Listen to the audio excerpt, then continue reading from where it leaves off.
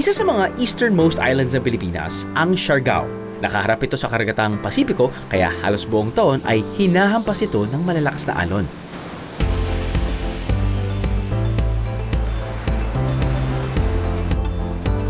Kaya mula late 80s pa raw ay dinarayo na to ng mga surfer mula sa iba't ibang bansa. Surfs up, biyaheros! Pero bukod sa surfing, ay napakarami pang pwedeng gawin sa Siargao. Isa na riyan ang mamasyal sa iba't ibang isla. Heaven is an ocean. Anyway, this is customized bangka. Siya say bangka dahil medyo malawak siya. It's gonna take me... That was about 4 seconds. Yun yung width ng boat.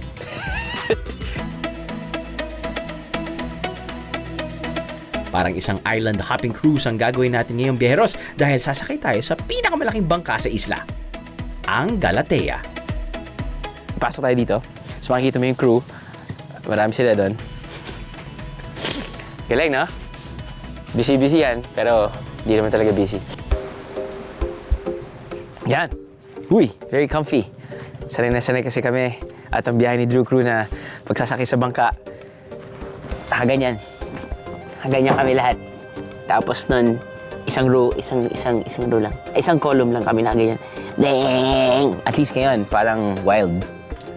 Wild. Yeah, very comfy. Pwede kang umupo, pwede kang humiga. But hey, pwede kang humiga sa gitna.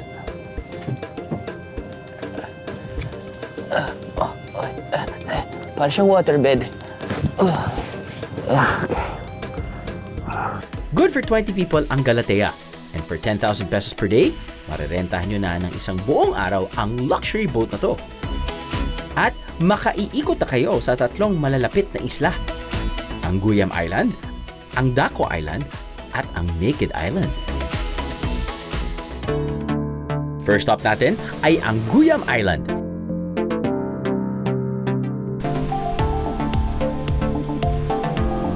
Isa itong isla na tila patak ng luha ang hugis. Walang nakatira rito. Pero may mga cottage na pwedeng tambayan. Walang tindahan sa isla kaya dapat ay magbaon na kayo ng pagkain o tubig. Nice white cabbage finer sand than most beaches. Kaya siguro isa sa mga beaches na pinupuntahan ng mga turista dito sa Siargao. Medyo isolated area.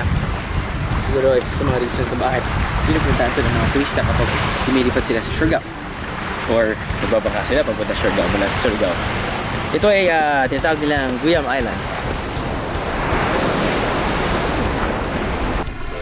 Girls, good afternoon. Kayo po ba'y turista din? Yes. Tiga saan kayo? Cebu. Tiga Cebu? Yeah. Oh, wow. First time dito sa Siargao? It's my second time. First time? Yeah. Oh, bakit yung napili ang Siargao? Because yung tatlong islands. Yeah. Pero, Especially yung surf.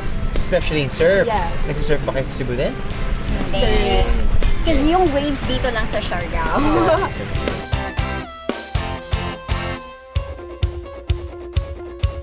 Sunod naman nating pinuntahan ay ang Daco Island. Ang ibig sabihin daw ng Daco ay malaki at ito nga ang pinakamalaki sa tatlong isla.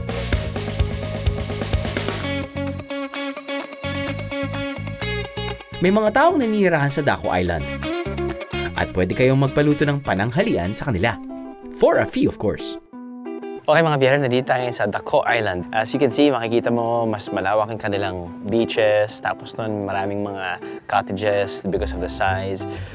You have your volleyball tents installed as well. And mas maraming turista. Local and foreign. Now, dito ang setup nila. Dahil nga maraming mga cottages, pwede ka rin boodle fight. Ang menu ng ating boodle fight for today, syempre nandiyan yung kanin, nandiyan yung different types of seafood, pugita, nandiyan yung pusit, nandiyan yung inihaw na baboy, meron kang, matawag dito sa Bisaya, kuya? Saang. Tama, saang.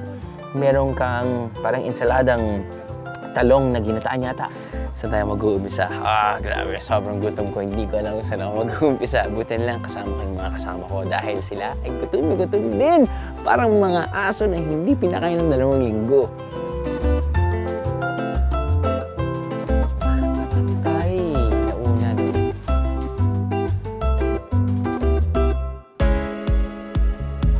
Dahil nga simple tong isla na to, at least may CR. At least may CR. Lalaki, pababae, bawal dyan maligo, nakasulat. Pero dito, may tubig poso, so pwede ka dyan maghugas sa kamay, pwede ka dyan maligo. Kung nakahubad o hindi, well, kanina meron kami nakita turista na nakahubad. Fortunately, lalaki. Ito yung kanilang island pet na si Procopio.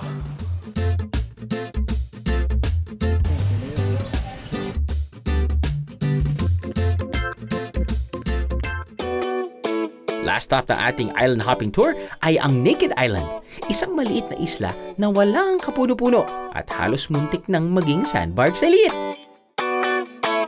Maganda kung makatsyempo kayo na solo nyo ang isla. Perfect for IG moments. Alam nyo na yan.